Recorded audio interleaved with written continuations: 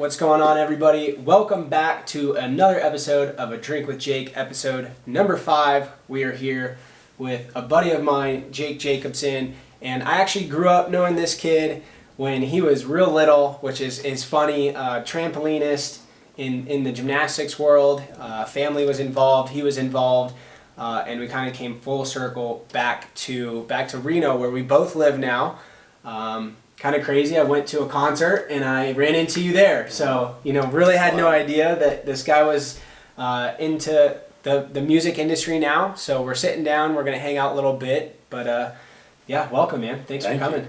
I'm happy to be here. Yeah, drink with two Jakes now. Exactly. A drink with Jakes. That's what we'll do. Cheers, man. So thanks for coming. So yeah, man, let's get going. That was a very short bio, obviously, but that I described. But give me your story. Give me growing up, everything like that. I mean, I grew up in a rural town outside of Reno on the California side of the border, and grew up doing trampoline because my mom owned a gym, and then I remember we used to come over here to your folks' gym and hang out with George and you, and then end up going to Congress, and I remember doing shows, hanging out at those little Congress events. Oh man, turning the hotel beds into trampolines. Yep. And we moved out to Sacramento when I was probably 7 or 8, and then they opened a huge gym down there. Cool. Okay. And really kind of grew the program very quickly. Right. And within a couple of years, we were one of the premier tramp and tumble gyms in America, and we had a couple guys on the national team and on world age group teams and everything like that. And then when I was 13, we moved out to Indianapolis because my mom took the job as the program director for trampoline and tumbling. Yeah, remember that. And that was at a weird point, because I was right about to start high school and completely changed to a new school. Flip your world, I know. And then I was having some success when we were in Rockland, and before we went out to Indiana, I made a couple world age group teams, medaled in 2010 in France for synchro. Oh, cool. We got bronze, me and my buddy from Colorado. And then from that point, just kind of started picking up more and more momentum, and saw you at Visa Championships a couple times. That was a long time ago. Yeah. My mom still has a bunch of those pictures in this big scrapbook she gave me when I graduated high school. Yeah, it came up right after that concert. I think I saw one that we were at, I think it was Tulsa. At the Olympic trials, right? I think it was Stars and Stripes 2012. Yeah. They all blend together now for me. I've been out for a long time now. This will be the 6th year. Okay. My last competition was Louisville National Championships 2014. Okay, right on. Yeah, that was. I made a decision that I just I'm done. Yeah. But moved down to Alabama when I was 16 to train with Nuno Marino. He was Portuguese Olympic team 2004, and he was a great coach. And then Joy. Yep. It was at Joy's gym down there in Huntsville, and we had some success. I was consistently top 5, and then just kind of realized I wanted to experience a normal senior year. Yeah. And I was 17. I was like, I never really got a big childhood growing up. Right. I was normal, but I wasn't normal at the same time. And I really just wanted to see what high school was about. And so I retired, planned on coming back, and then played, the baseball, basketball, football my senior year of high school back in Portola when we moved back. Oh, nice. And then I actually got recruited by the U.S. ski team to do aerials for a year. Out here? Yeah, so they recruited me. They've been trying to get me since I was like 14 to come try. Mm-hmm. They're like, oh, you're living in Tahoe area. Oh, yeah. Ski. Oh, yeah. And like, well, I can flip on a trampoline. Can you flip on skis? So I screwed around with my friends at Boreal and stuff like that. Yeah, but I never really gave it a shot. Okay. And so they flew me out to Placid, to the OTC, to have me try out. And I ended up making the Elite Aerial Development Program team, and spent the whole summer out there. Realized it's probably not something I was interested in, just didn't really fall in love with it right away. Yeah. And so I moved back, and kind of music has always been my stress relief. Yeah. I mean, I taught myself how to play guitar when I was 12. That's cool. And then, when I retired from trampoline, I really didn't have something that took up all my time. Yep. And it was really annoying, really frustrating that I had so much free time and I was just being so busy. Right. And I'm 23 now. When I was about 20, I realized that, maybe this is something that I could kind of do. Yeah. So my dad played in a country band for 20 years. Oh, really? Yeah. I knew he kind of helped you out a little bit. Like, did he teach you some stuff, or? Yeah, I mean, when I first started picking the guitar, he was not very advanced. Yeah. And I passed him up pretty quickly. Did you? From YouTube videos and just Nice. screwing around with different chords and trying to figure out songs without looking it up, or not being able to read music all that well. Yeah. I mean, my mom signed me up for choir and stuff growing up. Okay. I always sang the national anthem at our competitions. The meets, yeah. But I mean, my dad did most of it, and he taught me a little bit about guitar, and everything else I kind of just picked up on from watching YouTube videos or trial by error, I guess. There you go. It's probably one of the best ways to learn. It's not a bad Learn pretty. that's for sure. Might take a little longer than just, I was talking to someone about fly fishing, and if you take a guided trip, you learn a lot about the river really fast, but it's expensive. But you also aren't going to remember everything as much, because if you go make a mistake, you probably won't make that mistake again. Yeah. Right? So it might be, maybe similar to that with music, but very cool. So self-taught on majority. Are you taking any lessons, anything now? I work with a vocal coach. Cool. I mean, your voice is just like any other muscle group. Right. You have to keep it active and keep it toned in order for it to work the way you want it to. Yeah, for sure. I mean, it's just like, squatting every week or every day or whatever your regimen entails. But I mean, I see my vocal coach usually once every 2 weeks. Okay. Once a week, once every 2 weeks. Nice. Depending on how busy I am, depending on how busy he is. Right. But I mean, being a country musician, it's very specific for a genre. It's rappers and pop artists can kind of incorporate into their own. Right. But country's more kind technology, of its own. right? Yeah. Yeah. It's you're really relying solely on your voice. Right.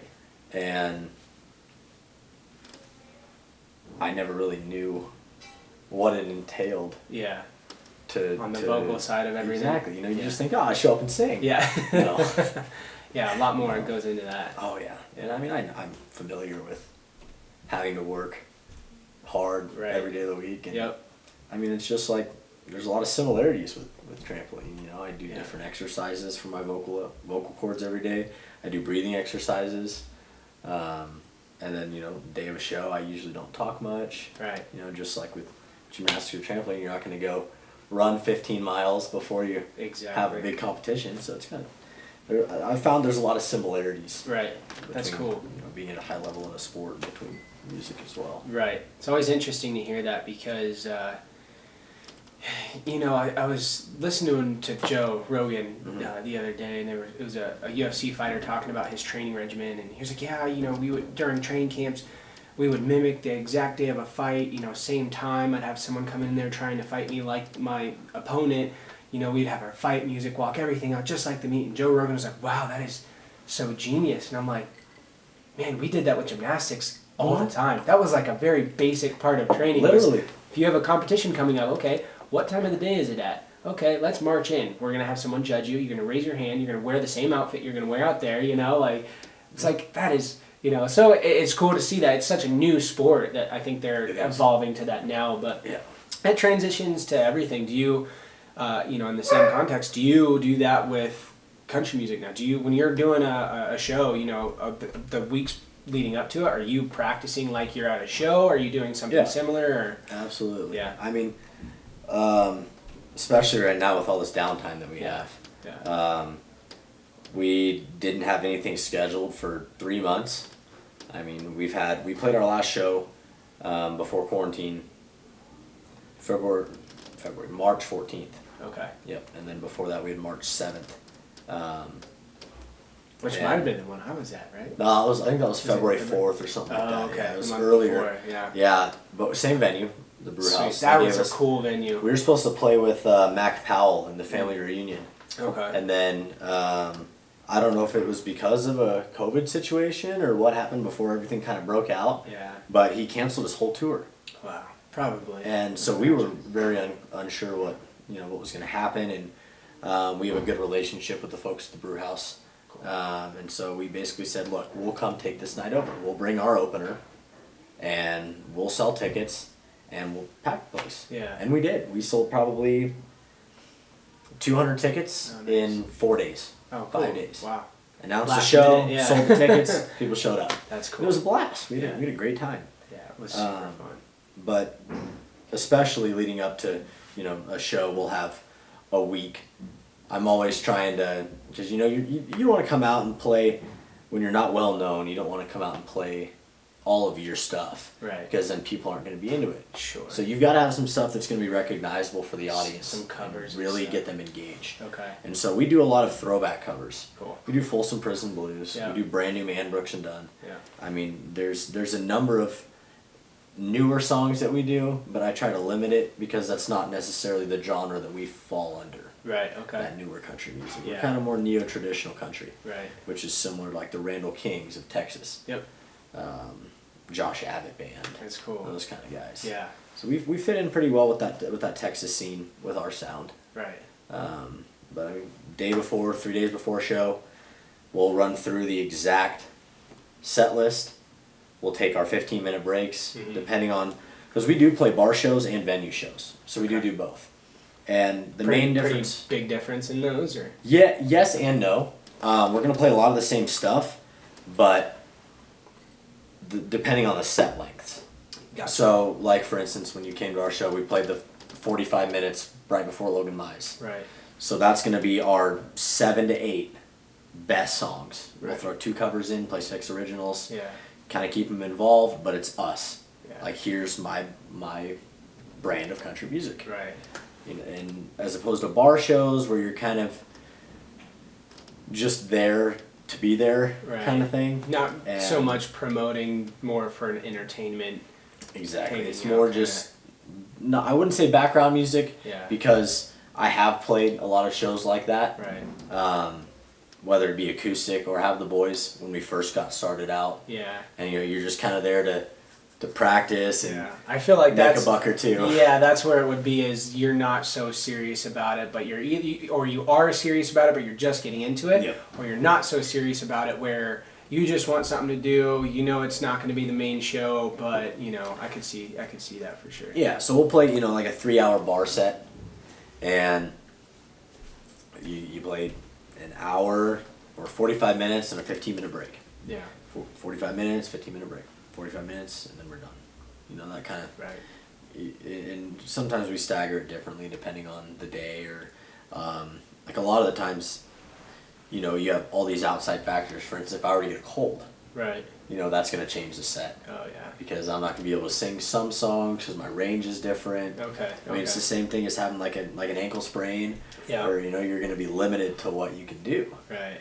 And a lot of the time, I'll make some changes on the fly. Yeah. I'll turn around and tell the boys, cut that song, we're going to do this instead. Okay. And I got to be able to trust that they remember. Yeah. And so leading up to a show, we'll practice usually 3 hours, 2 days a week. Okay. Because my drummer lives in Sacramento, it makes it a little bit difficult for him to get right up here over the hill, especially in the wintertime. Oh yeah, for sure. And so we'll practice Friday night, Saturday. Or Friday, every other Friday, Saturday, Sunday. Okay. Just kind of depends. Yeah. What we got cooking. But for the most part, I mean, we literally do like a mock meet. Yep. Yep. We'll show up at the time we're going to play. We'll sit and, have a couple drinks or chill out, and I'll go over it and kind of explain what I'm expecting from the boys that night. Right. And then we'll run through it, and we'll pack up and go home, just like we would the regular show. Now, can you, like, when you guys are doing, it's just very, I feel like, especially the stage we were at, it was very, like connected. Everybody, and I'm sure when you're playing a show, different crowds do different things, and you can kind of get the different vibes from everybody. Do you guys try and, put anything out there, or do you just, literally going off the crowd, the vibe of the crowd? It kind of depends, because sometimes we'll play venues like the Brew House, which is our favorite venue to play, period. love it there. Their Yeah. sound guy's awesome, the staff there's awesome, and the stage is huge. Yeah, we it's love cool. it. And my guys love it because there's those little outcuts. With the railings, Like you can kind of stand on the side of the stage. Yeah, on the side of the stage. Yeah. And they love to get in there and just wail. Yeah. Especially on like a big solo time or something like that. That's cool. But the crowds at those kind of venues are typically the same. But I mean, obviously, no show is going to be identical to the last. Right. Just like no meet is going to be same to the last. Yeah. Sometimes the crowd will be dancing and not really kind of paying attention to you. You're kind of just their entertainment, Right. what they want to do with their group.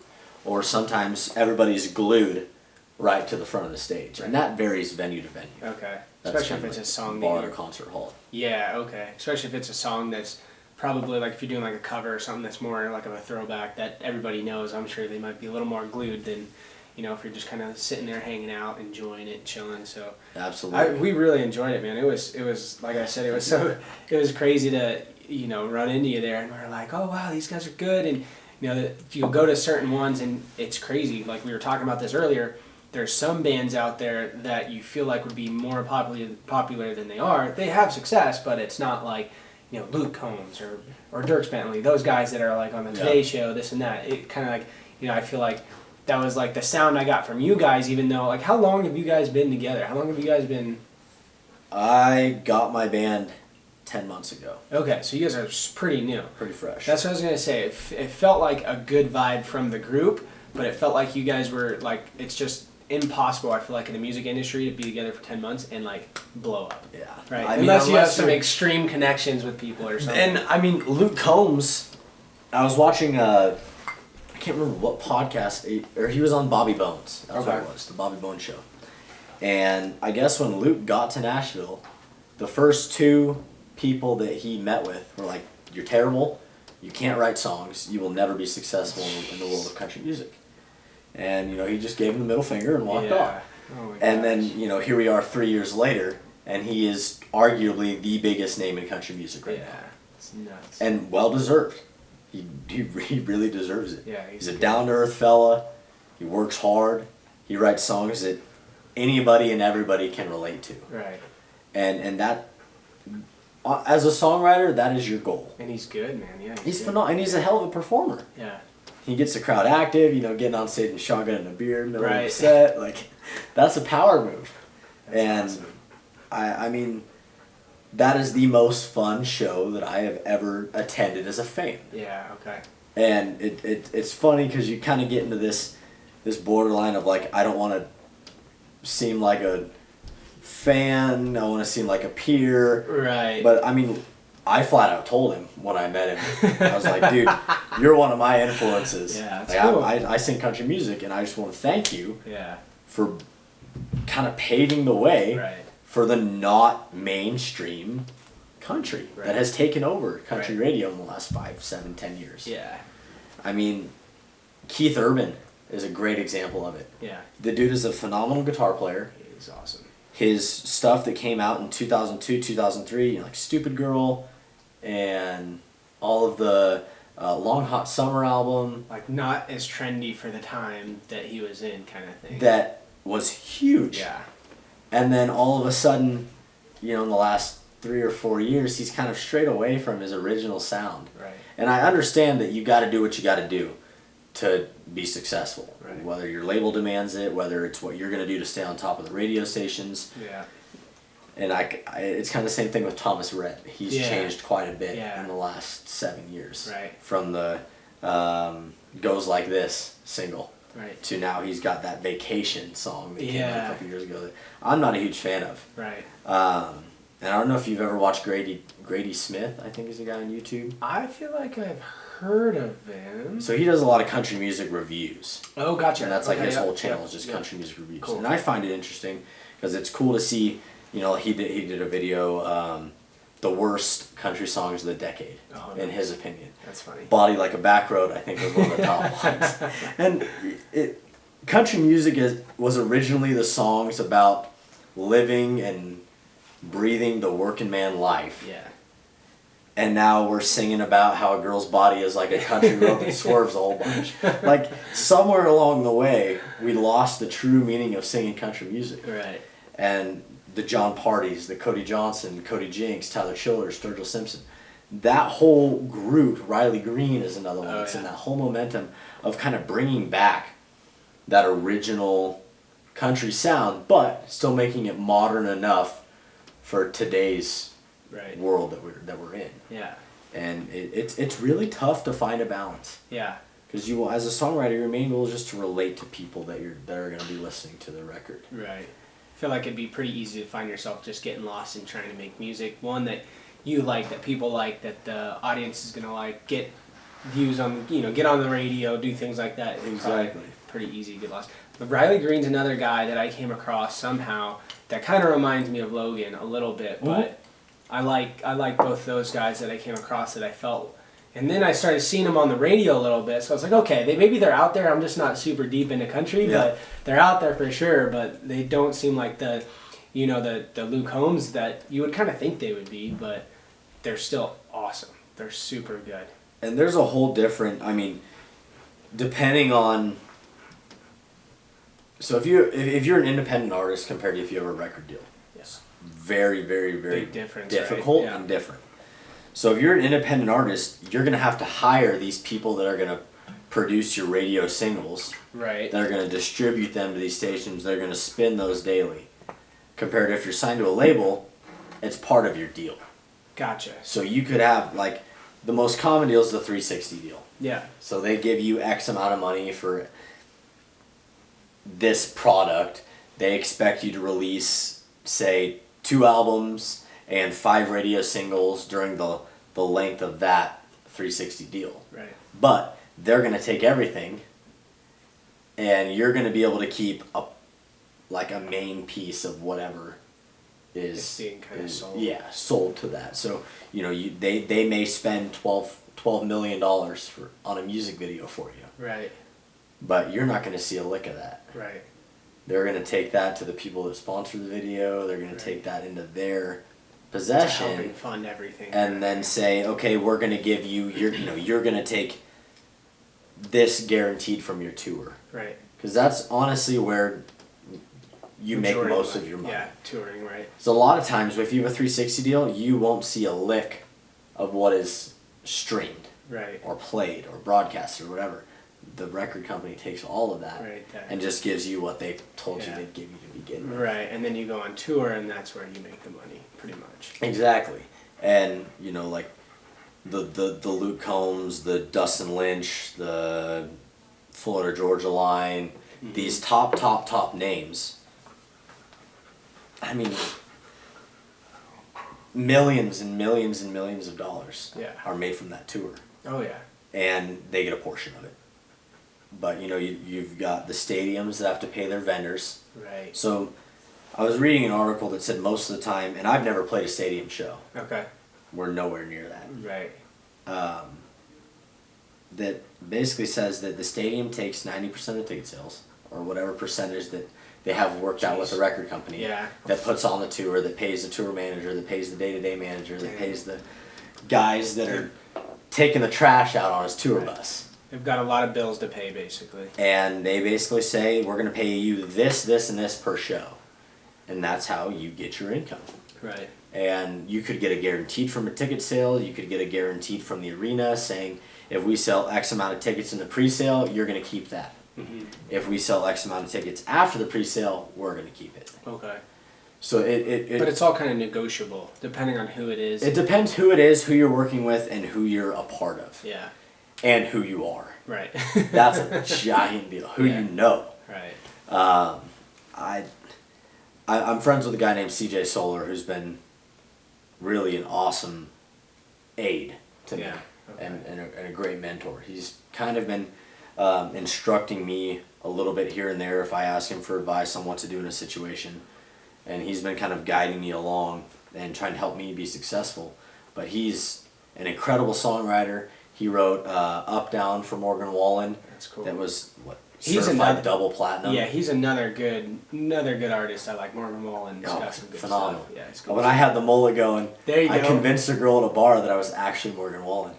At the wall. Seriously. On Halloween at the wall. Awesome. That's hilarious. I mean, granted, she was probably not going to remember talking to me anyways.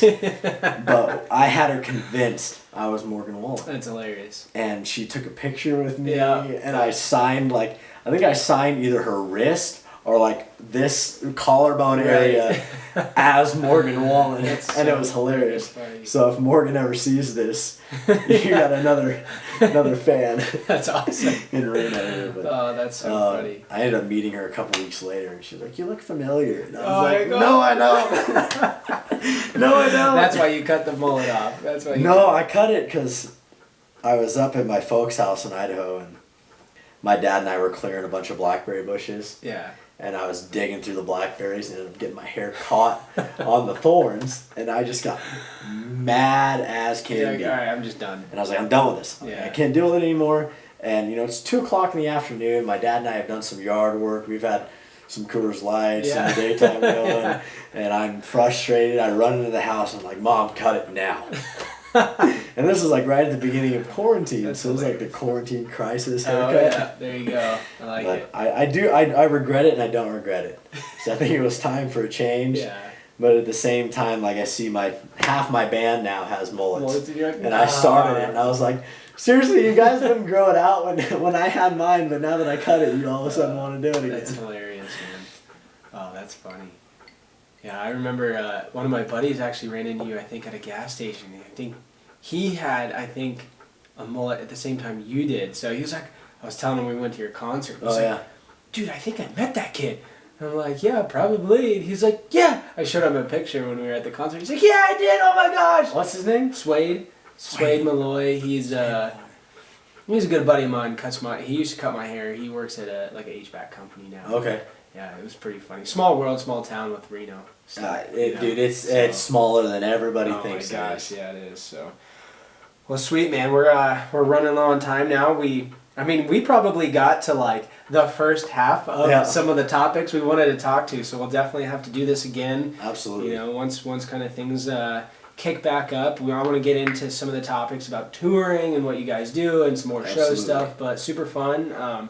How can everybody kind of follow you? What are your socials? Whether you guys have that, you have shows coming up, whatever. How can people find that? So we are currently in the process of releasing our debut single. It's called Always the Good Guys. It's kind of about being the gentleman still in this day and age. You don't find too many of those around, and end up getting kind of screwed over in the end, and it's always the good guys that get taken advantage of. So it's kind of about that and relationships that I've had in the past where that's kind of been an occurrence. Cool. But social media is Jake Jacobson Country on my Instagram. My Facebook's just Jake Jacobson Official.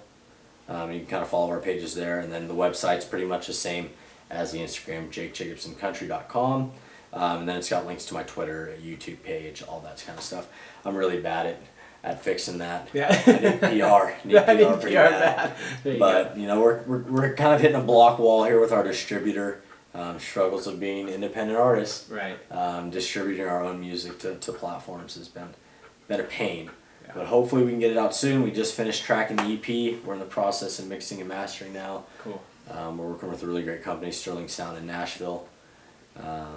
They're really, really great. I'm gonna love the product that we have when we're finished with this. Yeah, I'm stoked. I saw you posting that, so I'm excited to hear it. Well, we thought we were gonna release it, and then they told me we were good to go, and I set the release date for May 28th, I believe, Friday a couple weeks ago, and then they said, nope. Hey, we're having some issues with COVID. You can now expect a 4 to 5 week delay. Oh. I was like, fantastic. Thank you so much for telling me yesterday that we can release it. But, it's part of the process, and we're learning as we go. Right. But, I couldn't be more grateful for the guys I have behind me and everybody that does come to our shows. Oh, for sure, man. It's awesome. It's a blast. It's good to be back. We played a show on Saturday night, and it was a barn burner. It's good to, barn. Oh, there you go. It's good to get back, though. Absolutely. I missed it. That's good, man. Well, thank you so much again for coming on. Thank you for having me. Yeah, man. We'll have to do this again, but hopefully you Get guys. some more Applejack. Yeah, dude. Like I said, we were having some of this, man. This is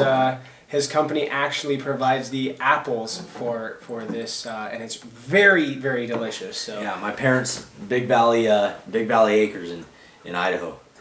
Just my folks got the orchard in Idaho, and they're providing the apples for this delicious beverage here. yeah, this is pretty epic, guys. Just sipping on it straight. And, I'm not one of those guys that says I can sip on anything straight, that's for sure. Usually need something to mix with it. So they provide the apples. And you said how many distilleries? We're one of 5 One in of America 5. that are making this stuff right now. That's pretty awesome. So gotta get a job during this time where we can't go play a whole lot of shows. There you go. But I couldn't ask for a better company to work for right now. That's awesome. And they help us out a lot with our touring and stuff like that too. And it's cool you're connected with your family too. So Yeah, that's absolutely. pretty That's how we kind of got involved. They've been trying to get me to come over and work over there for a while now, but Right. all the cards fell on the table, and I'm having a blast. Awesome, man. Shining Cool. all day. There we go. Awesome. Well, thank you again, man. Hey, Appreciate it. thank you for having me. Appreciate Yep, you. We're gonna have to do this again for sure. Absolutely. Awesome. You let me know. Thanks, buddy.